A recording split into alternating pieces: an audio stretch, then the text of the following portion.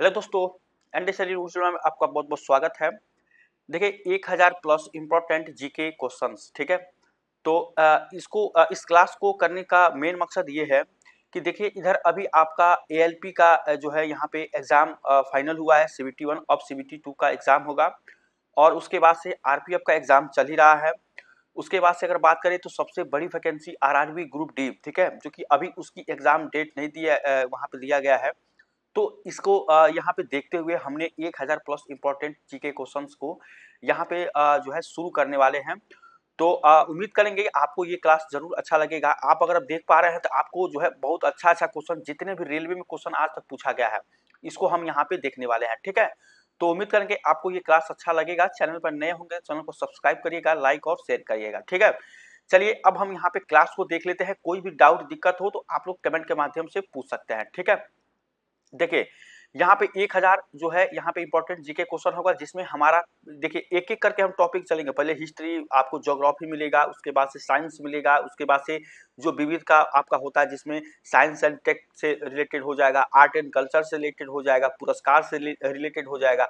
सारा क्वेश्चन इसमें मेंशन रहेगा, ठीक है। तो आप क्वेश्चन को इजीली देखिएगा। अगर आप पीडीएफ चाहते हैं तो आप एक बार कमेंट कर देंगे कि पीडीएफ मुझे चाहिए, तो हम आपको पीडीएफ भी अवेलेबल करवा देंगे, ठीक है। लेकिन आप कमेंट करेंगे तो, और जो भी प्रॉब्लम है जरूर आप यहाँ पे कमेंट करिएगा, ठीक है। चलिए अब हम क्वेश्चन को देख लेते हैं। फर्स्ट क्वेश्चन अगर आप देखें यहाँ पे तो देखिए फर्स्ट क्वेश्चन आपका क्या है यहाँ पे, पूरा पाषाण काल में आदि मानव के मनोरंजन का साधन था, ठीक है। ये देखिए आरआरबी गोरखपुर में 2004 में पूछा गया था, ठीक है। जितना भी रेलवे में आज तक क्वेश्चन पूछा गया सबको हम यहाँ पे देखेंगे, ठीक, एक भी क्वेश्चन नहीं छोड़ेंगे, ठीक है। और 1000 आप कर लेते हैं तो हम कहते हैं 100% आपका जीके का जितना भी प्रॉब्लम आएगा रेलवे के एग्जाम्स में आप जो है कवर कर लेंगे, ठीक है। इसको आप ध्यान से यहाँ पे देखिएगा, ठीक है। तो आपका हो जाएगा यहाँ पे कि पूरा पाषाण काल में आदि मानव के मनोरंजन का साधन क्या था, इसको आपको यहाँ पे बतानी है, ठीक है। तो यहाँ पे जो पूरा पाषाण काल में जो मनोरंजन का साधन था ये क्या था, शिकार था, ठीक है। ऑप्शन नंबर ए इसका आंसर हो जाएगा कि मनोरंजन का साधन क्या था, शिकार, ठीक है। और यहाँ बात करें कि शिकार पर ही निर्भर रहते थे जितने भी थे, और उनका भोजन क्या था। यहाँ पे बात करें जो जितने भी आदि मानव थे इनका भोजन की बात करें तो भोजन क्या था यहाँ पे, मांस था, ठीक है, मांस था। और यहाँ पे क्या था, कंदमूल था, ठीक है, मांस और कंदमूल, ठीक है। ये इनका जो है यहाँ पे भोजन मुख्यतः हुआ करता था, ठीक है। और मनोरंजन का साधन इनका क्या था, शिकार ही था। ऑप्शन नंबर ए इसका सही आंसर यहाँ पे हो जाएगा, ठीक है। चलिए ये फर्स्ट क्वेश्चन हो गया। चलिए अब आपको हम जो है देखिए क्वेश्चन हम बताएंगे, आंसर भी देंगे, और आपको इसमें जो भी एक्सप्लेन करना हो उसको हम एक्सप्लेन भी करेंगे, ठीक है। जिसमें मान लीजिए हमने क्या कि यहाँ पे मनोरंजन का साधन इनका क्या था, तो आपका शिकार हो जाएगा, ठीक है। और इस पे जो है और भी क्वेश्चन यहाँ पे बनता है कि इनका भोजन क्या था, तो इसमें मांस था और कंदमूल जो है ये लोग खाते थे, ठीक है। तो ये आपका ऑप्शन नंबर हो जाएगा। चलिए अब देखिए यहाँ पे अगला क्वेश्चन देखिए यहाँ पे, नौ पाषाण काल के लोगों द्वारा पाला गया प्रथम पशु था, ठीक है। अब देखिए यहाँ पे ये भी क्वेश्चन कई बार एग्जाम में रिपीट होता है, इसको मैंने देखा है कि नौ पाषाण काल में लोगों द्वारा पाला गया प्रथम पशु था, ठीक है, जिसमें आपको भेड़, बकरी, कुत्ता और घोड़ा, ठीक है। तो इसमें क्या हो जाएगा आपका, तो आप आंसर हो जाएगा आपका भेड़, ठीक है। नौ पाषाण काल में कौन सा पहला प्रथम पशु था, तो ये था आपका भेड़। ऑप्शन नंबर ए इसका आंसर यहाँ पे हो जाएगा, ठीक है। तो यहाँ पे उम्मीद करते हैं आपको ये क्वेश्चन अच्छा लगा होगा। ऑप्शन नंबर ए इसका आंसर हो जाएगा। चलिए अब देखते हैं अगला क्वेश्चन। देखिए यहाँ पे सबसे पहले कौन सा हड़प्पा कालीन स्थल खोजा गया था, ठीक है। तो अगर आप इसका आंसर देना चाहते हैं तो आप एक बार वीडियो को पॉज करके जरूर इसका आंसर आप देख सकते हैं। तो सबसे पहले कौन सा हड़प्पा कालीन स्थल खोजा गया था, हड़प्पा, मोहनजोदाड़ो, लोथल, सुत का केंडोर, ठीक है। तो सबसे पहले कौन सा खोजा गया था, ऑप्शन नंबर ए हड़प्पा, ठीक है। यहाँ पे हड़प्पा कालीन स्थल कौन सा खोजा गया था, तो हड़प्पा यहाँ पे खोजा गया था, ठीक है। और किस सन में खोजा गया था, तो 1921 ईस्वी में, 1921 ईस्वी में इसको खोजा गया था। किसने यहाँ पे खोजा था, तो इनका नाम था दयाराम साहनी, ठीक है, दयाराम साहनी, ठीक है। ये रेलवे के एग्जाम में कई बार पूछा गया, रिपीटेड को क्वेश्चन है, काफी इंपॉर्टेंट क्वेश्चन है। जितना भी क्वेश्चन हम लेंगे इंपॉर्टेंट, ठीक है। दयाराम साहनी, समझ गए यहाँ पे, दयाराम साहनी के नेतृत्व में पश्चिमी पंजाब में, ठीक है, पश्चिमी पंजाब,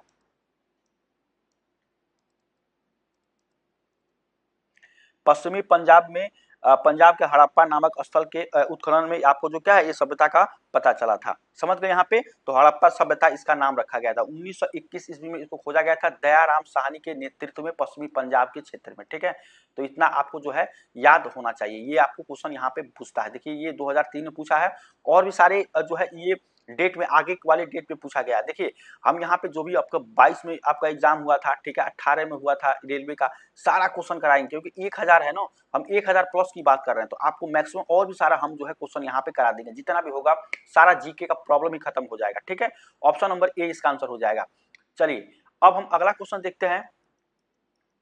अगला क्वेश्चन है सिंधु घाटी सभ्यता, यहाँ पे सिंधु घाटी सभ्यता अनार्य सभ्यता थी। ठीक है, सिंधु घाटी जो सभ्यता थी वो अनार्य सभ्यता थी, क्योंकि इसको आपको बताना है अनार्य सभ्यता थी क्योंकि। आपका इसको देखेंगे इसका आंसर क्या हो जाएगा यहाँ पे ऑप्शन नंबर ए में अगर आप देखें, यह एक शहरी सभ्यता थी, इसकी लिपि चित्रात्मक थी, इसकी अर्थव्यवस्था का आधार कृषि था, इसका विस्तार नर्मदा नदी घाटी तक था।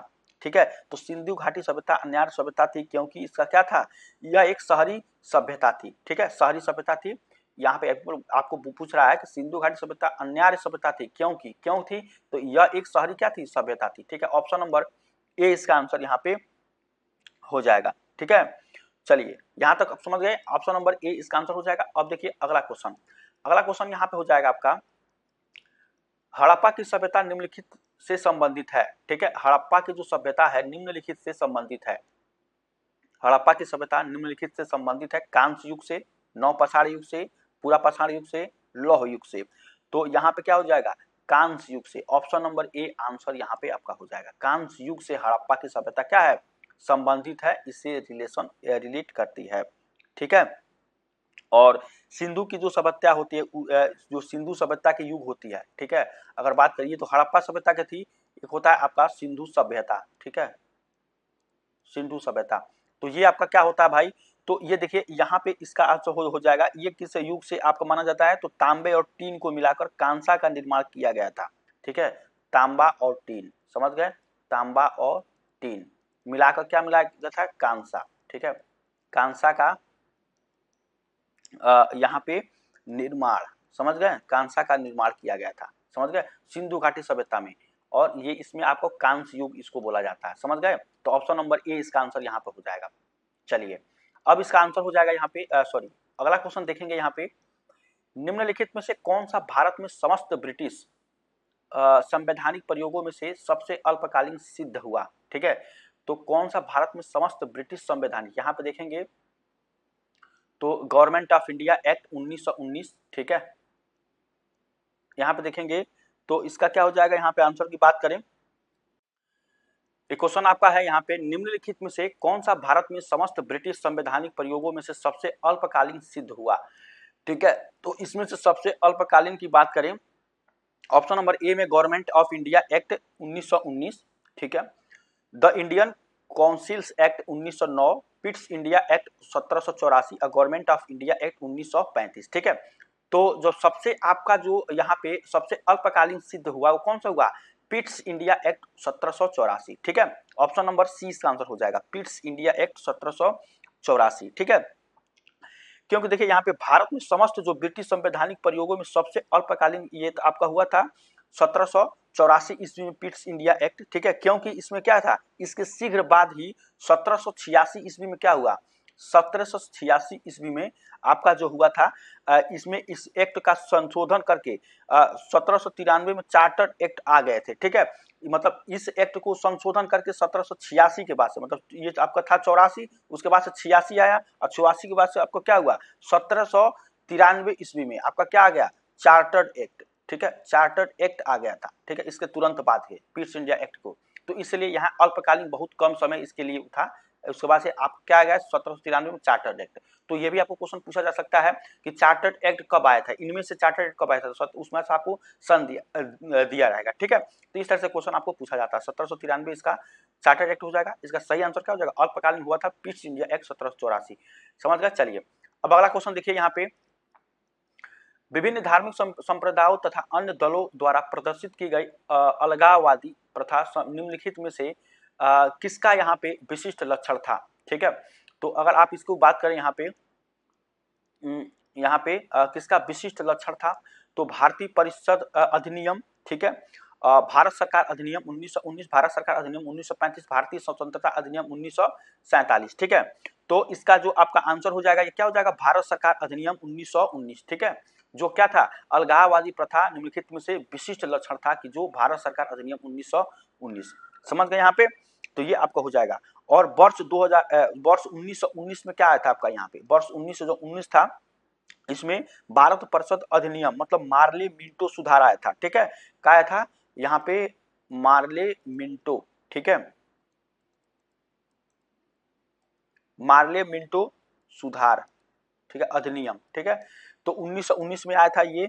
तो क्या हुआ था, इसके द्वारा जो मार्ले मिंटो जो सुधार था, मार्ले मिंटो सुधार, उसमें मुस्लिमों के पृथक निर्वाचन मंडलों का प्रावधान किया गया था, ठीक है, जिसे वर्ष 1919 में भारत सरकार अधिनियम द्वारा सिखों पर भी विस्तारित कर दिया गया था, ठीक है। तो जो इसमें अलगाववादी थे, अलगाववादी, उसका यहाँ पे जो है आता है कि 1919 में क्या किया गया था, सिखों द्वारा भी यहाँ पे क्या कहता, सिखों द्वारा मतलब इस अधिनियम द्वारा 1919 में जो भारत सरकार अधिनियम जो 1919 था, उस अधिनियम को सिखों पर भी क्या कर दिया था, विस्तारित कर दिया गया था, ठीक है।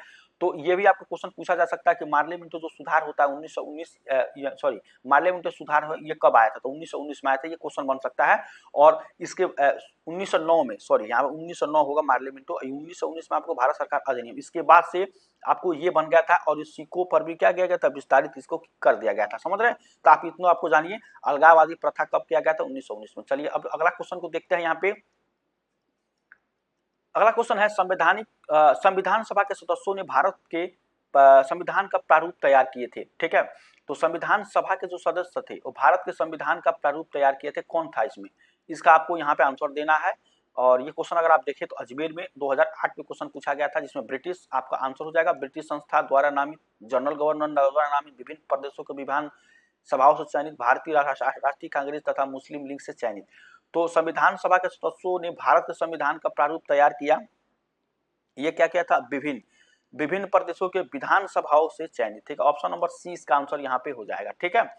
चलिए अगला क्वेश्चन देखते हैं। यहाँ पे इनमें से कौन जुलाई 1946 में यहाँ पे गठित, 1946 में गठित आपका जो है यहाँ पे गठित हो जाएगा, ठीक है। यहाँ पे संविधान सभा के सदस्य नहीं थे, ठीक है। तो इस क्वेश्चन का आंसर हो जाएगा आपका, जो संविधान सभा के अध्यक्ष नहीं थे, डॉक्टर राजेंद्र प्रसाद, M.K. मुंशी, ठीक है। उसके बाद से महात्मा गांधी, अबुल कलाम आजाद, ठीक है। तो इसका सही आंसर क्या हो जाएगा, महात्मा गांधी, जो संविधान सभा के अध्यक्ष नहीं थे, जो जुलाई 1946 में जो गठित हुई थी, उस संविधान सभा के महात्मा गांधी जी नहीं थे, ठीक है। बाकी सारे लोग थे, ये लोग, बाकी सब महात्मा गांधी जी यहाँ पे नहीं थे। चलिए अब यहाँ पे आंसर हो जाएगा आपका। अगला क्वेश्चन देखिए, यहाँ पे भारत की संविधान के अस्थायी सभापति थे, ठीक है। काफी अच्छा क्वेश्चन है, यहाँ पे देखें तो भारत की संविधान सभा के अस्थायी सभापति थे, कौन थे यहाँ पे, ये रांची में आपका देखिए 2003 में पूछा गया है। तो रेलवे में जितने भी क्वेश्चन आए हैं सारे इंपॉर्टेंट क्वेश्चन है, आपको देखकर जाएंगे। अगर यहाँ पे क्वेश्चन देख लेंगे और आपका एक्सप्लेनेशन भी हम कर रहे हैं, तो आपका आंसर देखेंगे काफी अच्छा तरीके से लग जाएगा एग्जाम में। भारत के संविधान सभा के अस्थायी सभापति थे श्री सच्चिदानंद, doctor Rajendra Prasad, doctor B.R. Ambedkar, Pandit Jawaharlal Nehru. तो इसका आंसर क्या हो जाएगा, यहाँ पे अगर बात करें तो इसका आंसर क्या हो जाएगा, ऑप्शन नंबर ए, अस्थायी सभापति कौन थे, श्री सच्चिदानंद, ठीक है, श्री सच्चिदानंद, ऑप्शन नंबर ए इसका आंसर यहाँ पे हो जाएगा, ठीक है।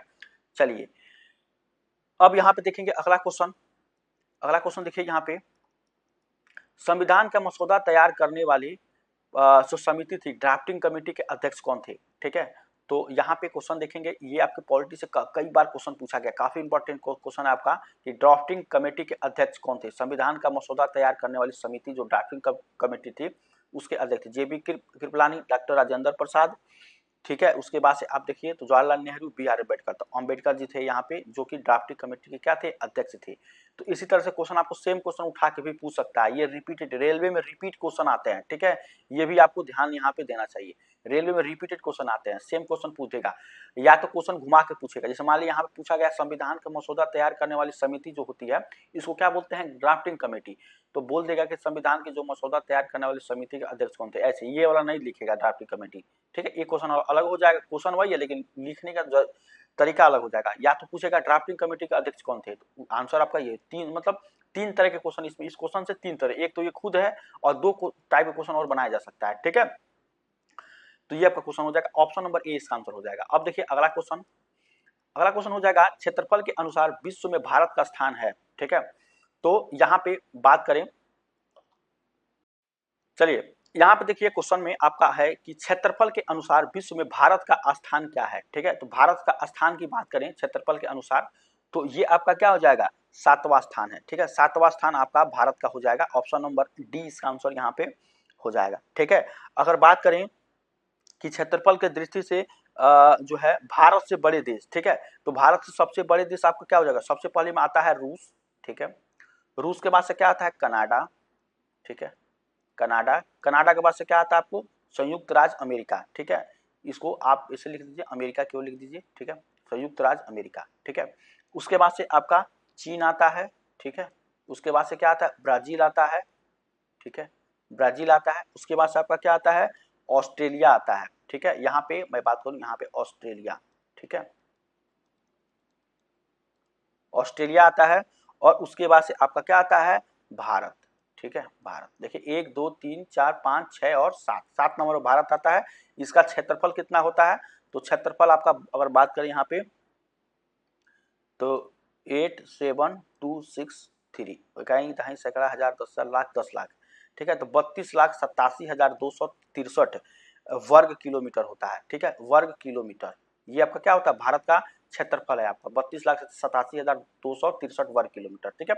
तो 7वां सबसे बड़ा यहाँ पे आपका क्षेत्रफल के अनुसार में ये आपका देश हो जाएगा। बाकी आप देख सकते हैं, 1 नंबर पे रूस हो जाएगा, 2 नंबर कनाडा, तीसरे पे अमेरिका, चौथे पे चीन और 5वें पे ब्राजील, अब 6वें पे ऑस्ट्रेलिया और 7वें में आपका भारत आता है, ठीक है। तो ये आपका आंसर हो जाएगा।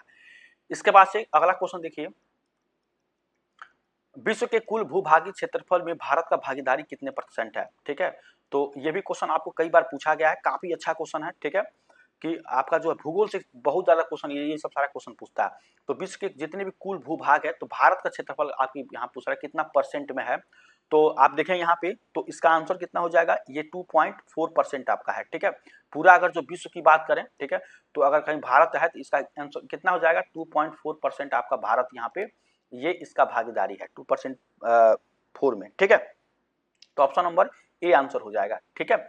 चलिए अब देखिए क्वेश्चन अगला, अगला क्वेश्चन देखते हैं यहाँ पे, भारत के दक्षिणतम बिंदु क्या है, ठीक है। तो भारत के जो दक्षिणतम बिंदु है क्या है, आप यहाँ पर बता सकते हैं। तो ऑप्शन नंबर अगर देखें यहाँ पे, तो बी इसका आंसर हो जाएगा इंदिरा पॉइंट, ठीक है। इंदिरा पॉइंट आपका हो जाएगा दक्षिणतम बिंदु, ठीक है।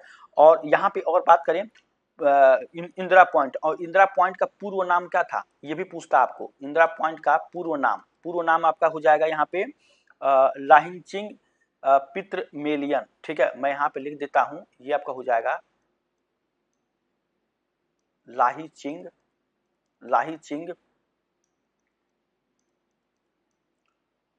पित्रमेलियन, लाहिंचिंग पित्रमेलियन, इसका पूर्व नाम, इंदिरा पॉइंट का पूर्व नाम आपका था, ठीक है। बाद में इसका नाम ये हो गया इंदिरा पॉइंट। तो दक्षिणतम बिंदु का नाम क्या होगा आपका, क्या है, तो इंदिरा पॉइंट, ठीक है। इसको आपको यहाँ पे याद रखना है।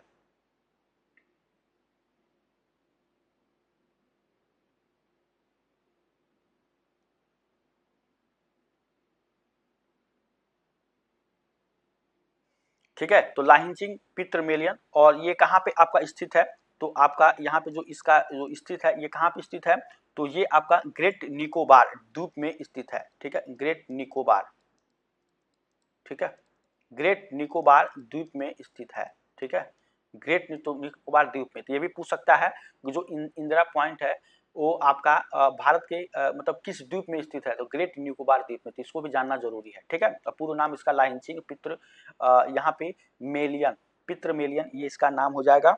और एक और आता है पॉइंट पार्सन पॉइंट, ठीक है, पित्रमेलियन पॉइंट पार्सन पॉइंट भी इसको बोला जाता है, समझ गए यहाँ पे। चलिए तो ऑप्शन नंबर 20 का आंसर हो जाएगा। चलिए अब अगला क्वेश्चन देखते हैं। यहाँ पे अगला क्वेश्चन है कि भारत के उत्तरी छोर और दक्षिणी छोर के बीच की दूरी, ठीक है, भारत के उत्तरी छोर और दक्षिणी छोर की बीच की दूरी आपको बतानी है यहाँ पे, ठीक है।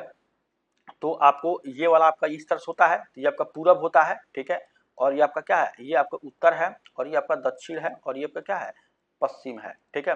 तो इसकी दूरी पूछ रहा है, इसकी दूरी यहाँ पे देखिए उत्तरी और दक्षिणी, इसकी दूरी पूछ रहा है यहाँ पे। तो इसकी पूरी दूरी अगर बात करें तो कितना होता है ये, तो ये आपका यहाँ पे हो जाएगा ऑप्शन नंबर ए में अगर बात करें 3200 किलोमीटर, ठीक है। इन दोनों का 3200 किलोमीटर आपका होता है, उत्तरी और दक्षिणी जो है यहाँ पे छोर की दूरी, ठीक है। तो ऑप्शन नंबर ए इसका आंसर यहाँ पे हो जाएगा, समझ गए यहाँ पे।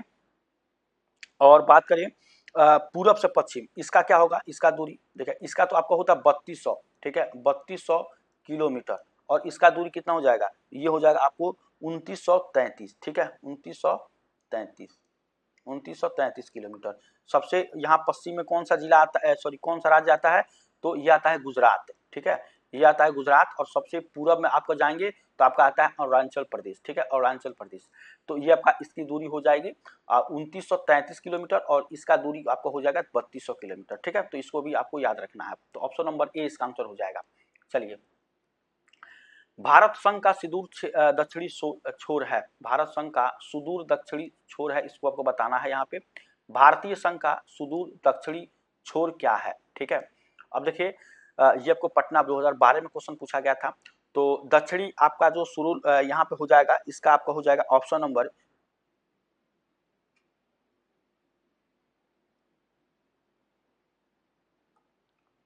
भारत का दक्षिणी नोक है, छोर है, यहाँ पे हो जाएगा, हाँ ठीक है। क्वेश्चन हमको लगा क्वेश्चन ही गलत है, एक नोक वाला क्वेश्चन होता है, एक छोर वाला क्वेश्चन होता है। तो क्वेश्चन आपका सही है। दक्षिणी आपका जो हो जाएगा अंडमान निकोबार द्वीप समूह में, ठीक है।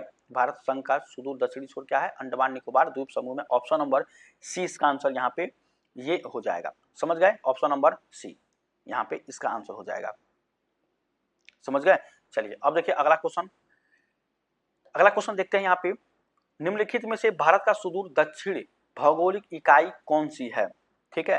तो इसका आंसर क्या हो जाएगा आपका, तो यहाँ पे देखिए एक चीज आपको ध्यान यहाँ पे देना है, देखिए थोड़ा सा ऊपर करते हैं इसको, इसमें ई देखिए, इसमें 5 ऑप्शन है, ठीक है। क्वेश्चन पढ़ लीजिए यहाँ पे, इसको हम कल इसको थोड़ा सा जो स्क्रीन रिकॉर्डर इसको लंबा कर देंगे, अभी नहीं हो पाएगा, ठीक है। निम्नलिखित में से भारत का सुदूर दक्षिण भौगोलिक इकाई कौन सी है, तो कन्याकुमारी, रामेश्वरम, लक्षद्वीप, निकोबार द्वीप समूह, ई। तो इसमें से आपका कोई भी नहीं होगा, ठीक है। इसकी बंगाल की खाड़ी स्थित जो है संघ शासित प्रदेश अंडमान और निकोबार द्वीप समूह में स्थित है, ठीक है। जो दक्षिण सुदूर दक्षिण भौगोलिक होता है ये बंगाल की खाड़ी आपकी होती है। तो इसमें से बंगाल की खाड़ी कोई है नहीं, तो ऑप्शन नंबर ई इसका आंसर यहाँ पे ये वाला ऑप्शन आपका हो जाएगा आंसर, ठीक है। यहाँ पे देख सकते हैं क्वेश्चन थोड़ा सा, ये जो पेज है ये थोड़ा लंबा है इसलिए यहाँ पे नहीं आ रहा है, ठीक है। कल हम इसको लंबा कर देंगे, ठीक है, ये आपका ऑप्शन आज पूरे फिट में आ जाएगा। यहाँ देखिए जैसे ये क्वेश्चन देखिए पूरा फिट आ जा रहा है। अगला क्वेश्चन यहाँ पे है कि भारत जो मुख्य भूमि का दक्षिणी नोक है, तो आपको मुख्य भूमि का दक्षिणी नोक भारत का क्या है, यहाँ पे दक्षिणी नोक की बात कर रहा है। वो अभी छोर को अभी देखे थे, ये नोक है, वही इसी क्वेश्चन को हम इसको लेकर बात कर रहे थे। केप कोमिरोन, कैलिमेरे बिंदु, निकोबार आइसलैंड में इंदिरा बिंदु, और त्रिवेंद्रम में कोलम। तो इसका क्या हो जाएगा आंसर, ये हो जाएगा आपको केप कोमिरीन, ठीक है। केप कोमिरीन आपका जो है ये आपका आंसर यहाँ पे हो जाएगा, ठीक है। और ये क्या है, जो केप जो छोर होता है केप कोमरिन, ये कन्याकुमारी से तमिलनाडु के बीच होता है, ठीक है। कन्याकुमारी से लेकर तमिलनाडु के बीच में आपका स्थित है, ठीक है।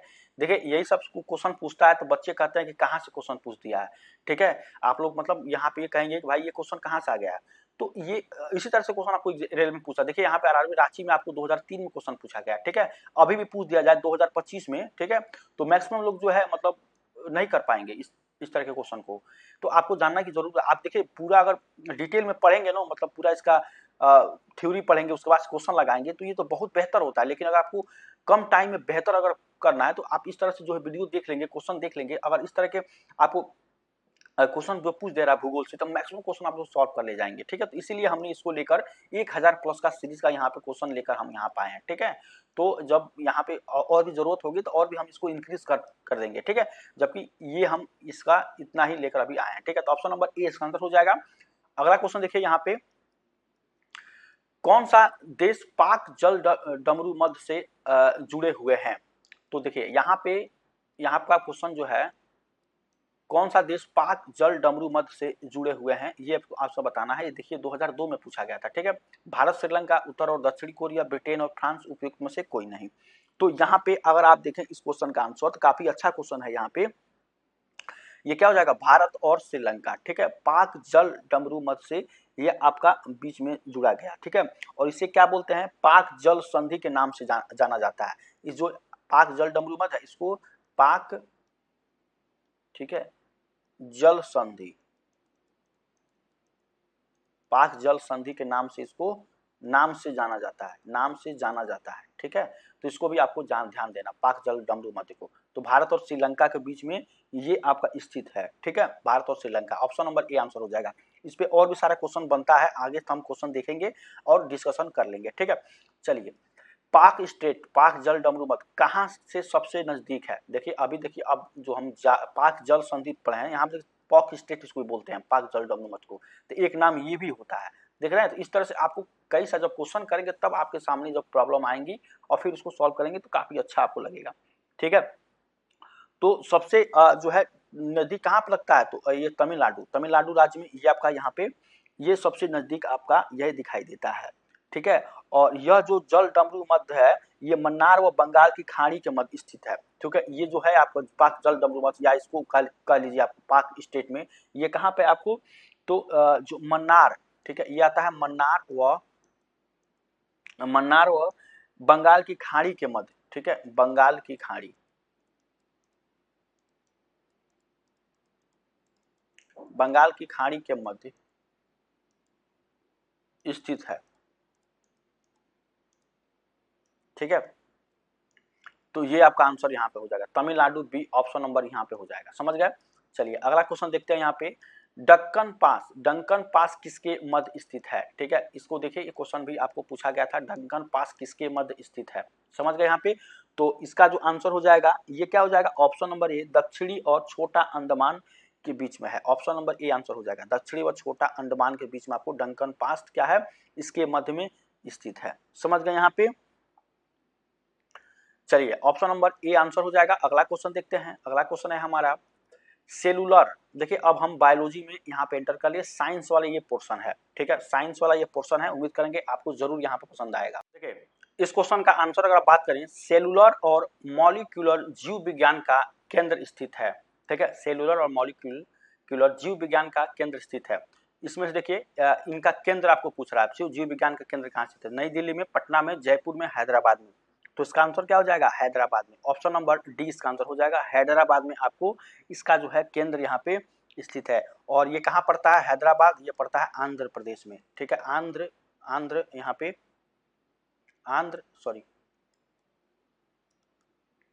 इस तरह से लिखता है, आंध्र प्रदेश, ठीक है।